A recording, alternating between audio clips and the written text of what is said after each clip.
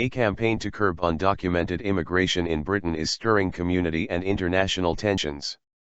Leaflets and posters have been distributed in the capital with the message, "In the UK illegally? Go home or face arrest."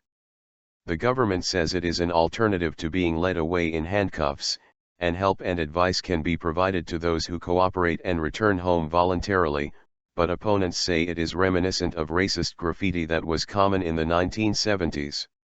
This campaign is just totally and utterly ridiculous. It's nothing more than a political gimmick. It's based on evidence that nobody seems to be able to get their hands on. And at the end of the day, when the Parliament itself had said that it's not 100% clear about the immigration figures of people coming in and out of the country, it's ridiculous that we are basing a campaign on rumour and hearsay.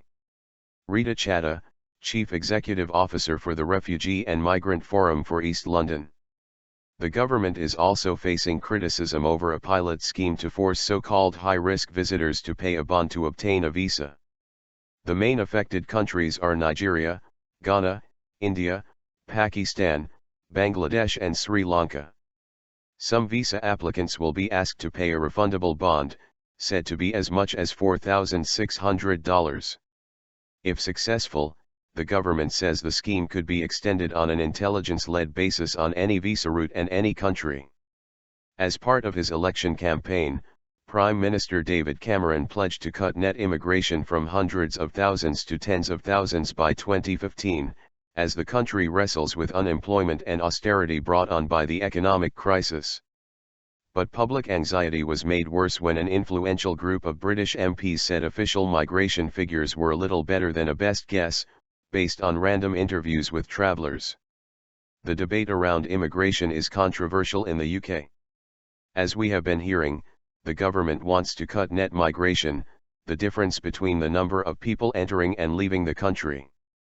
But even MPs admit the government's statistics amount to little more than guesswork. It is an issue British voters think is important.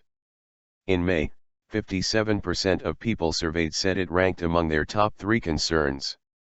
Even so, a report by the Organization for Economic Cooperation and Development, OECD, says immigration has a positive impact on economies, with migrants paying more in taxes than they consume in public services.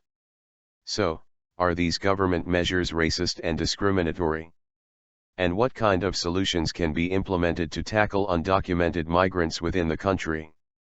To discuss this inside story, with presenter Hazem Sika, is joined by guests, Sunny Hundal, a journalist and commentator, and founder of the political blog Liberal Conspiracy, Rita Chatta, the Chief Executive Officer for the Refugee and Migrant Forum for East London, and Peter Whittle, an author and broadcaster, and founder of the New Cultural Forum think tank. The problem I have with the £3,000 bond is that is clearly discriminatory. It is focusing in people who coming here from South Asia or certain African countries, whereas a lot of the people who overstay in this country are from South Africa or New Zealand or Australia. So it's targeting Asians and it's targeting blacks and it's trying to say to them you are not welcome in this country, and it is not only going to affect the confidence that people have in the British government, and the way the UK looks to the outside world, but also reduce jobs and unemployment in the UK, because people won't want to come here to invest.